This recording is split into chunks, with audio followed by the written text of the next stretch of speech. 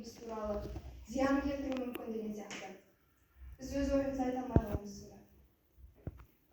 Дамыған технологиялар бар. Оған шектеулер қоюға болады.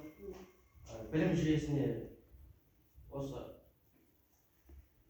AI-ды орнатуға болады.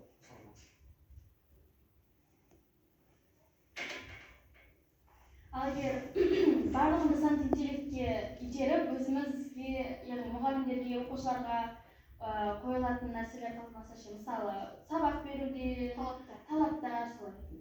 Басында жарияланып тұрған Альфа журналы сияқты, ол да біріншісінде бір данадан аптасына шығып тұрған, ал кейін 2-3 боп көбейе берген.